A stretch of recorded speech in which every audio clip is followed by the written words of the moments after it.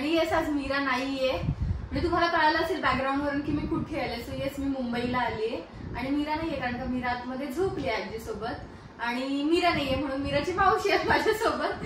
So yes आज काय discuss करणार आहे हे तर तुम्हाला थंबनेल आणि टायटल वरून कळालंच असेल, तरी मी इंट्रोडक्शन देते की आज आम्ही अशा काही गोष्टी हेअर रिलेटेड शेअर करणार आहे ज्या आम्ही स्वतः पर्सनली यूज केल्या, ज्याचा आम्हाला फायदा झालाय आणि ज्या आम्ही बऱ्याच वर्षापासून करत आलोय. काही गोष्टी आता नवीन शिकलोय पण अगदी काही गोष्टी आम्ही खूप दिवसांपासून करतोय, खूप वर्षांपासून ज्या आम्ही फॉलो करतोय. सो त्या काही हेअर रिलेटेड खूप बारीक बारीक गोष्टी आहेत, हा बेसिक गोष्टी ज्या मी तुमच्यासोबत शेअर करणार आहे. मी आता पहिला मुद्दा सांगते की केसांना तेल लावणं. बस तर आता बेसिकली काय होतं की म्हणजे शाळेत असताना तर काय व्हायचं की आपण केसांना प्रॉपर ऑइलिंग करायचो, म्हणजे तर मम्मी तर नेहमी आपल्या केसांना प्रॉपर तेल लावून रोज अगदी लावायची. शाळेत कंपल्सरी असायचंच ना, हा तेल लावणं, वेणा प्रॉपर घालणं. त्यामुळे असं वाटायचं की हा तेव्हा प्रॉपर सगळं मेंटेन असायचं, त्यामुळे आपले केस व्यवस्थित राहिले होते आणि तेव्हा पण माझे केस खूप लांब होते आणि जाड होते बेसिकली. पण मग आता काय होतंय आपण हेअरफॉल होतोय कॉलेज नंतर किंवा काय आपल्याला खूप हेअरफॉल व्हायला लागला, मग आपण तेव्हा डॉक्टरकडे जातो. मग तेव्हा असं करतं, म्हणजे असं माझ्यासोबत झालेलं, तेव्हा मला डॉक्टरांनी सांगितलं की नाही तेल पूर्ण बंद करून टाक. इव्हन मी पण जेव्हा पिंपल्स ट्रीटमेंट घेत होते डॉक्टरांकडे त्यावेळेला पण मला असंच सांगितलं होतं की तेल लावणं पूर्णपणे बंद करायचं. हा पण मग का बंद करायचं ह्याचं रिझन काय माहितीच नाही, म्हणजे बंद करायचं म्हणजे असं होतं की त्याने काही नाही होत. मला डॉक्टरांनी असं सांगितलं की तेल लाव नाही तर नको लाव, त्याने काही फरक पडत नाही. मी बरेच वर्ष तेल नाही लावलंय त्यामुळे मला पण काही फरक नाही पडला असं त्यांनी मला सांगितलं होतं. पण मग शाळेत असताना जरी आपण तेल लावलेलं त्याच्याने काही डॅमेज हार्म तर नाही झालं, नुकसान तर नाही झालं. लावायचं जरी असेल तर मी सजेस्ट करेन की लावा, पण कधी जर तुम्हाला हेअर वॉश करायचंय तर त्याच्या अर्धा तास आधी, 1 तास आधी, मॅक्स 2 तास आधी तुमच्या अकॉर्डिंग जसं जमेल तसं लावा. पण त्याच्याने बेसिकली काय होतं, जे आपले फ्रीझीनेस असतो किंवा काय ऍटलीस्ट स्कॅल्पला लावायचं किंवा मग खालच्या आपल्या एंड्सला वगैरे लावलं पाहिजे, हे मी सजेस्ट करेन. आणि माझा ही तर बेसिक गोष्ट सगळ्यांनाच माहितीये, पण मी जे अप्लाय करते ते मी आता तुम्हाला शेअर करणार आहे की मी तेल लावताना नॉर्मल आपल्याला जितकं तेल हवंय, जितके चमचे तितकं मी वाटीमध्ये घेते आणि ते कोमट करते. कोमट आपलं गरम करायचं आणि त्याच्यामध्ये 1-2 चमचे पाणी मिक्स करते आणि पाणी मिक्स करून 1:1 रेशिओ मध्ये, हा त्या अकॉर्डिंग मी करते. आणि त्याच्याने मला खरंच खूप म्हणजे असा फायदा झालाय, माझी लेंथ पण वाढली आहे किंवा मला आठवतंय शेजारच्या काकींनी तिला असं सांगितलं होतं मम्मीना की हे असं ट्राय करा. तेव्हापासून शाळेपासूनच मम्मी ते आणि मग तिला खरंच फायदा झाला होता. मी नाही ट्राय केलं कारण का माझे केस ऑलरेडी थिक होते. मला ना खूप केसांची काळजी घ्यायची कधी गरजच नाही वाटली, जी आता वाटते खरं जेन्युइनली. सो तेव्हा मी काय करायचे, गौरीचं तर तिने सांगितलं, सो मी काय करायचे की मी आपलं नॉर्मल पॅराशूट ऑइल आणि त्याच्यामध्ये कॅस्टर ऑइल माहिती नाही पण मला पूर्वीपासून मी कॅस्टर ऑइल यूज करते, शाळेत यूज नाही केलं पण ते मला कोणीतरी सांगितलं आणि मी ते डोक्यात ठेवलं आणि मी ते यूज करते. सो मी कोमट तेलामध्ये कोमट तेल करायचं आणि त्याच्यामध्ये थोडंसं कॅस्टर ऑइल टाकायचं आणि ते मिक्स करून मग मी स्कॅल्पला मसाज करायचे. माझे आयब्रो खूप लाईट होते आय गेस, म्हणून मी ते फक्त आयब्रोजला लावायची, असं मला आठवते. सो आणि मला म्हणायचं की म्हणजे मला असं वाटायचं की माझे केस एवढे जाड आहेत, मी जेव्हा बाकीच्यांना बघायचे ते ओपन हेअर ठेवायचे तेव्हा किती छान वाटायचं. आणि मला लिटरली माझ्या 2 वेण्या मिळून ताईची 1 वेणी असायची, जाडकीचे केस होते. तेव्हा असं वाटायचं का आपले एवढे जाड केस मस्त छान. काही जणांचे कसे पातळ असायचे, स्ट्रेट असायचे, मस्त ओपन ठेवायचं, भारी वाटायचं खूप. पण थँक गॉड की छान होते आणि ते मेंटेन केलेत आम्ही. सो येस आता दुसरी टिप मी शेअर करते shampoo related. So shampoo choose करताना खूप काही फॅन्सी शॅम्पू मी तरी पर्सनल यूज नाही करत, गौरी तिचं सांगेल थोड्या वेळाने. सो मी पहिल्यापासून आहे ना म्हणजे खूप वेगळं काय ट्राय करायचं तर मला मैत्रिणीने सांगितलं की ती पिंक सनसिल्क यूज करते म्हणून मग मी पिंक सनसिल्क यूज करायचे. पण जवळपास तो कुठेच नाही मिळायचा, तो मार्केटमध्ये त्या दुकानात तेवढं माहिती होतं की मिळायचा. सो कॉलेजला असताना तो पिंक सनसिल्क यूज करायचे, पण मग सुट्ट्या लागायच्या, मग जाणं नाही व्हायचं, त्याच्यामुळे मग ते टाळाटाळ करत शेवटी मी क्लिनिक प्लस वरच आले. त्याच्यानंतर मी ग्लोबल हेअर कलर केलं होतं, त्याच्यानंतर स्मूथनिंग केली होती, पुन्हा एकदा हायलाइट केले होते आणि परत एकदा स्मूथनिंग केली होती. तरी पण 4-5 ट्रीटमेंट, 2 वेळा 3 वेळा स्मूथनिंग झाली. आणि माझ्यावर पण माझे जेव्हा मोठे केस होते तेव्हा तू नवीनच शिकलेली म्हणून त्यांनी माझ्यावर स्मूथनिंग अप्लाय केलेली. त्याच्यानंतर काय खालचे ते शेवटी कर्ल्स व्हायला स्टार्ट झाले नाही, मग मी परत माझे केस एवढे होते, मग मी परत शोल्डर पर्यंत केले. मग परत असं वाटायला लागलं की अरे यार की केलं पाहिजे, मग परत त्यांनी माझ्यावरती स्मूथनिंग केली. मग असं मी बऱ्याच वेळा केलेलं आहे. हा, बऱ्याच ट्रीटमेंट झाल्या, पण त्याच्यानंतर म्हणून मग खास त्याचा शॅम्पू वापरायची वेळ कधीच नाही आली, कारण का केस मुळातच आमचे हेल्दी होते. त्याच्यामुळे मग नॉर्मल साधा 1 रुपयाच्या क्लिनिक प्लस वर आमचा कुठे इतके 1000-1500चे शॅम्पू वापरायचे तेव्हा, काय कॉलेजला जायचं तेव्हा काय कमवायचं पण नाही, नुकती शिकत होते. खूप फ्री मध्ये मला ते अप्लाय केलं आणि मग मी त्याच्यावरती एवढं खर्च करणार, मग ते काय वर्थ नव्हतं वाटत आणि मी तेवढं हे पण नव्हतं. त्याच्यामुळे असं वाटतं की कोण बरं तो एकदा शॅम्पू घेऊ, तो संपल्यावर परत काय, एकदा शॅम्पू घ्यायला ठीक आहे, मम्मी पप्पा पैसे देतील, परत तो जर तेवढ्याचा शॅम्पू घ्यायचं म्हटलं मग नव्हतं पॉसिबल. त्याच्यामुळे मग मी म्हटलं की साधा आपला क्लिनिक प्लस ज्याच्यात फार केमिकल नाहीये किंवा तो सगळ्यात माइल्ड शॅम्पू म्हणून आहे हा, त्याच्यामुळे मग तो क्लिनिक प्लस, मग ते ग्लोबल असू दे, हायलाइट असू दे, स्मूथनिंग असू दे, सगळ्यावर क्लिनिक प्लस. आता मी हे सांगते की शॅम्पू कसा अप्लाय करायचा. आपण नॉर्मली काय करायचो की डायरेक्ट सुरुवातीला जेव्हा आपल्याला काही माहितीच नव्हतं तेव्हा डायरेक्ट आपण शॅम्पू अप्लाय करायचो. पण आता काय करायचं, म्हणजे मी आता काय करते, मला आठवते मी 3 शॅम्पूच्या एका शॅम्पूने काहीचे पूर्ण केस कव्हर नाही व्हायचे, एका नाही तर नाही 2 शॅम्पूने तर कधीच, म्हणजे आम्ही पूर्ण बॉटल तर कधी वापरलीच नाहीये. की काय होतं म्हणजे बॉटलने ना अंदाज नाही ते सॅशे. मी एवढा शॅम्पू युज करायचे ना, मला खूप ओरडायचे सगळे की किती शॅम्पू लावते. माझे लांब केस असायचे तरी मी 1 शॅम्पू मध्ये भागवायची, पण ताईला 2-3 पाहिजे, 3 मिनिमम 3. हा, तर मी काय सांगत होते की शॅम्पू डिरेक्टली अप्लाय न करता आपण आहे ना तो पाण्यामध्ये डायल्यूट करून मिक्स करायचं प्रॉपर आणि मग अप्लाय करायचा. आणि अप्लाय पण करताना पूर्ण केसांवर नाही, आपला नॉर्मल जे रूट्स आहे, स्कॅल्प आहे तिकडे अप्लाय करायचं. आणि जो काही आपला फेस वगैरे खांद्याखालचे जे खांद्यापासून खाली जी लेंथ आहे त्याला वेगळा शॅम्पू लावायची गरज नाहीये.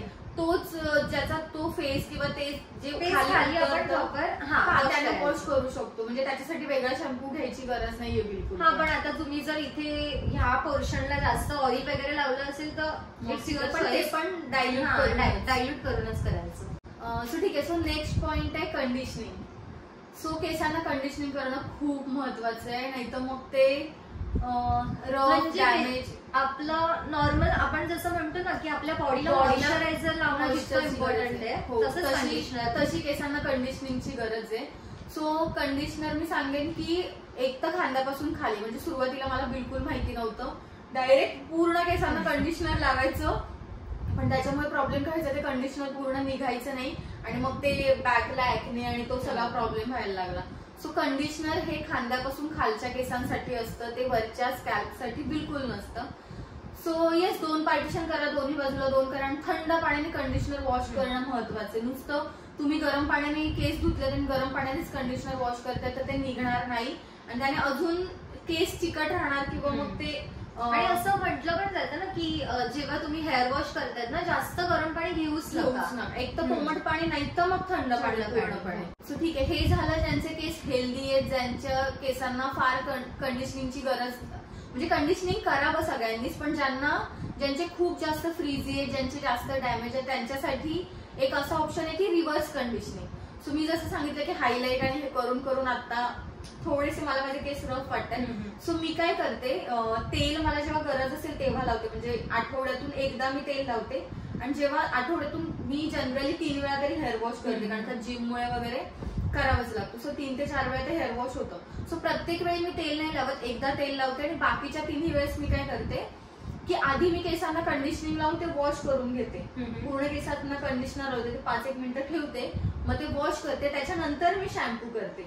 आणि जर मग खरंच परत गरज वाटली केसांना की तरी पण थोडे रफ वाटतात किंवा खूपच डॅमेज आहेत तर मग पुन्हा एकदा कंडिशनिंग करते. आणि ह्याच्या रिव्हर्स कंडिशनिंगमुळे केस जास्त सॉफ्ट होतात, म्हणजे मला असं जाणवलं की त्यांच्यात जरा जास्त जीव येतो. ओके, हे मी नक्की ट्राय करेन, हे मला खरंच माहित नव्हतं. नाही, हे मी आता रिसेंट इन्व्हेंट केलं, जसं मी सुरुवातीला सांगितलं काही गोष्टी आता कळायला लागल्यात. सो हे मी आता ट्राय करायला लागले जेव्हा गरज वाटते काही गोष्टींची, त्याच्यामुळे हे रिव्हर्स कंडिशनिंगचा ऑप्शन बेस्ट आहे असं मला वाटतं. ठीक आहे, तुम्ही पण अप्लाय करून बघा.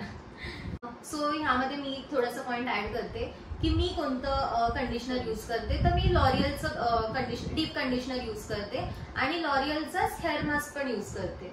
आणि असं नाही की कंडिशनर तर जेव्हा जेव्हा मी हेअर वॉश करते तेव्हा मी अप्लाय करतेच, पण हेअर मास्क बेसिकली मी आठवड्यातून फक्त संडेला, कारण की मस्त तेव्हा आरामात आठवड्यातून होते, 15 दिवसातून, 15 दिवसातून किंवा आठवड्यातून एकदा असं करते.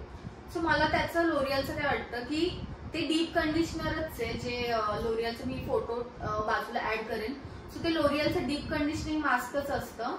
सो ते बेसिकली कंडिशनरच आहे, डीप कंडिशनिंग होतं त्याने. हा, सो बाकीच्या ज्या कंपनीचे हे आहेत ना कंडिशनर, त्याची क्वांटिटी एक तर कमी येते आणि त्याने वेगळं मला काहीच नाही वाटत. पण हे लोरियलचे जे कंडिशनर आहे ना, त्याच्याने म्हणजे बरीच वर्ष झाली, मी आता 8 वर्ष तरी झाली असतील की त्याच्यावरच आम्ही कॉन्स्टंट आहे लोरियलच्या. एक तर त्याची 500-550 ला तो डब्बा येतो आणि त्याच्यात क्वांटिटी आहे आणि बराच टाइम, म्हणजे अगदी 3 महिने तर सहज जाऊ शकतो तो. 3 ते 4 महिने तुमच्या. आता मला जास्त प्रोडक्ट यूज करायची सवय आहे, सो मला 3 महिने तरी जातो आणि परवडतं ते बाकीच्या कोणत्या प्रोडक्ट पेक्षा. 550 ला तो डब्बा येतो आणि ठीक आहे, 3 महिने जातो म्हणजे ओके. सो येस, आता कंडिशनिंग झालं. आता येऊया हेअर ड्रायकडे. सो केसांना कधीही जाड टॉवेल गुंडाळायचा नाही, बिलकुल नाही.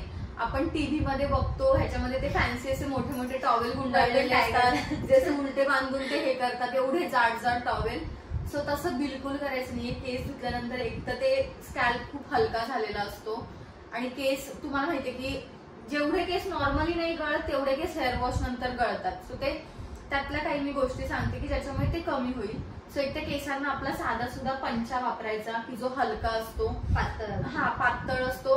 नाही तर मग बेस्ट आहे की मायक्रोफायबरचा टॉवेल घ्या, जे की आता रिसेंट तुम्हाला डिकॅथलॉन आणि ऑनलाईन सहज मिळू शकतात. जे मायक्रोफायबर असतं त्याचा तो टॉवेल असतो, अगदी हलका फुलका असतो आणि बरेच वर्ष चालतो, बरेच वर्ष चालतो. इन्व्हेस्टमेंट आहे. तो टॉवेल घ्या जो अगदी आपल्या केसांना व्यवस्थित गुंडाळता येईल त्याच्या मापानेच असतो. अगदी खूप काही एवढूशे केस आहेत आणि मग तो टॉवेल एवढा हातभर लांब आहे असं नसतं. सो ठीक आहे, ते एक झालं. आणि त्याच्यानंतर अजून एक, जर तुम्हाला अगदीच घाई असेल, एक तर केस नॉर्मली वाळून द्या, नाही तर मग अगदीच घाई असेल आणि तुम्हाला ड्रायरने केस ड्राय करायचे तर मग त्याची कोल्ड सेटिंग यूज करा. मगाशी असं मला वाटतं की एक मुद्दा मिस झाला सांगायचा की आपण जेव्हा हेअर वॉश करतो तेव्हा, म्हणजे मी अगोदर माझे बरेच शाळेत असताना खूप लॉंग हेअर होते, तेव्हा मला असं माहित नव्हतं की केस पूर्ण मागे घेऊन असे पूर्ण केस हेअर वॉश करायचे. तर तेव्हा मी काय करायचे, पूर्ण उलटे केस करून मग हेअर वॉश करायचे. पण त्याने काय व्हायचं की केसांमधला आपला जो काही गुंता तो प्रचंड व्हायचा आणि केसांमध्ये जो काही आपला डॅन्ड्रफ आहे वगैरे तो फोरहेड वरती वगैरे उतरायचा आणि मग पिंपल वगैरे ह्या सगळ्या गोष्टी ऑफर व्हायच्या. तर आता मी बेसिकली काय करते की नॉर्मल आपले किती लांब केस असू द्या, प्रॉपर पार्टिशन करून ना ती मागच्या मागेच असे हेअर वॉश करते आणि मग जे काही आपल्याला पुढे करायचे ते असे आपण पुढे करून खाली वॉश. म्हणजे मला ते लॉजिक कळत नाही, ते केस उलटे करून मान एवढी दुखते, ती कंबर मोडली जाते, हेवी होतात ना ओली झाल्यावर. सोपं साधं सुद्धा आपलं वरच्यावर हेअर वॉश करा आणि अगदी खालच्या केसांना तुम्हाला समोर घेऊन धुवायचे तर ते साईडला घेऊन धुवा, ते उलटे करून धुवायची गरजच नाहीये. Yes, continue. तर आता नेक्स्ट आपला केस वाळवण्याचा वगैरे मुद्दा झालेला आहे. आता मी येते की आपला केसांमधला गुंता काढण्याकडे. की आपण शक्यतो आम्ही काय प्रेफर करतो की ना केसांच्या शोल्डर पासून म्हणजे खालच्या डिरेक्शननी आम्ही केसांचा गुंता सोडवण्याचा प्रयत्न करतो आणि मग हळूहळू असं वरपर्यंत येतो. मग त्याच्याने ना केस कमी करतात आणि गुंता पण प्रॉपरली निघतो. मग म्हणजे काय होतं, जेव्हा केस काही जण उलटे धुतात किंवा सरळ धुतल्यानंतर पण गुंता तर वरपासून असतो, असं नाही की फक्त खालच्याच केसांमध्ये असतो. सो अगदी खालून हळूहळू गुंता वर काढत गेलं तर ते जास्त पटकन गुंता निघतो. आणि नाही तर मग तुम्ही वरून खेचत जाणार, तो गुंता अजून एका डिरेक्शनला तो अडकतो. केसांचा गुंता काढताना कंगवा स्वच्छ असणं पण महत्वाचं आहे. म्हणजे असं नाही त्याच्यात, एक तर तुम्ही तुमचा कंगवा सेपरेट ठेवा, बेसिकली तेच करा, कारण का तेच महत्वाचं आहे. नाही तर मग तुम्ही दुसऱ्यांचा कंगवा युज करताय, त्याचा डॅन्ड्रफ परत तुम्ही तुमच्या ह्याच्यात आणताय किंवा मग तो कंगवा ऑइलीच आहे, तुम्ही एवढे छान केस हेअर वॉश केलंय, कंडिशनिंग केलंय आणि तुम्ही तो ऑइली कोमने परत ते विंचरताय. सो कंगवा स्वच्छ असणं मला असं तरी वाटतं की हायजीनच्या दृष्टीने आणि सगळ्याच बाजूने ते महत्वाचं आहे. आणि मी ऑब्विसली आपण वेगळा तर यूज करतोच, म्हणजे आपण जेव्हा ऑइलिंग केलेली असते तेव्हा तो वॉश करतो. आणि मी आता वुडन वाला कोंब वापरायला सुरुवात केलेली आहे आणि मला आता खरंच त्याने म्हणजे असं छान वाटतं की तो बेनिफिशियल आहे. तुला तेव्हा जो म्हणजे तो कोंब जेव्हा केसांना होतो तो केसांना स्कॅल्पला काही हार्म नाही करत जनरली, म्हणजे मेन त्याचं तेच आहे की तो स्कॅल्पला हार्म नाही करत. नाही तर आपण आपले जे कंगवे त्याचे ते जास्त पॉइंटेड असतात, त्याच्यामुळे ते अगदी ते केसांमधला डॅन्ड्रफ जरी असेल तरी तो खरडत पूर्ण ह्याच्यात निघतो. त्याच्यामुळे असं वाटतं की बेटर आहे. सो येस, आणि लास्टचा मुद्दा असा आहे की केस जास्त टाईट बिलकुल बांधायचे. म्हणजे काहींना खूप सवय असते की अगदी घट्ट असा पोनी बांधतात, सगळे केस ओढून घेतात किंवा मग एकदम टाईटच वेळी बांधतात की म्हणजे शाळेत असताना पण इव्हन मी बघायचे की ते एवढे टाईट केस बांधायचे ना की खालचं जे कानामागचं किंवा जो मानेच्या वरचा पोर्शन आहे ना तिकडून ते अगदी ना ते केस असं दिसायचं, तो एक एक केस असा खेचलेला. आय डोंट नो ते कसं बेअर करत असतील ते, पण केस बिलकुल टाईट नाही. जेवढे ते लूज आणि त्यांना त्रास नाही होणार असे बांधू ना. आणि मग काय होतं की आपण अगदी काही जणांना येत असेल लुक छान, ज्यांचे असे पुढून व्यवस्थित जाड केस असतील, पण माझ्या बाबतीत काय होतं, मला इकडचे केस आहेत ना बरेच विरळ आहेत, इकडे ह्या साईडला केस नाहीये, त्यामुळे ते अगदी टाईट बनले ना तर पूर्ण चेहरा एकदम चप्पट दिसतो. आणि मग तो जे काय मी काय म्हणेन त्याला टक्कलच आहे, तो या साईडचा टक्कल तो पार्ट असा जास्त हायलाइट होतो. येस, तो स्कॅल्प जास्त दिसतो स्कॅल्प. आणि त्याच्यामुळे ना बऱ्याच जणांचे हे खालचे केस आहेत ना ते तुटलेले असतात. जे कानाच्या खालचे किंवा मानेवरचे जे मागचे केस आहेत ना ते असं तुटलेले असतात. सो ते असे कशानेही तुटत नाही, ते टाईट बांधून आणि त्यानेच ते तुटतात. किंवा पुढचे केस काहींचे खूप शॉर्ट असतात. बेबी हेअर्स असणं वेगळं आणि ते शॉर्ट केस असणं की माहिती नाही कसे कमी झाले ते कापलेले नसतात आणि काय केले नसतात. ते टाय केल्यामुळे त्या केसांना ते तडकून केस ते जीव सोडतात त्यांचा आणि मग ते गळतात पण ऑब्व्हियसली एवढे जास्त टाईट केल्यावर. सो येस, आजचा टॉपिक हा एवढाच होता. सो आम्ही ज्या पर्सनली यूज केल्यात आणि खरंच ट्राय केल्यात आणि ट्राय अँड टेस्टेड आहेत अशाच आम्ही तुमच्यासोबत टिप्स शेअर केल्यात. सो कशा वाटल्या ते आम्हाला नक्की सांगा. आणि जर तुम्हाला आवडलं असेल तर नक्की आम्हाला कमेंट्स मध्ये सांगा की तुम्हाला नेक्स्ट टॉपिक कोणत्या गोष्टीवर कोणत्या गोष्टीवर डिस्कशन केलेलं किंवा आम्ही जे काही यूज करतो अप्लाय करतो हे तुम्हाला ऐकायला आवडेल हे नक्की आम्हाला सांगा. सो आवडलं असेल तर चॅनलला लाईक करा, शेअर करा, सबस्क्राईब करा आणि तुमच्या मैत्रिणींना, मित्रांना, गर्लफ्रेंडला, वाईफला सगळ्यांना शेअर करा.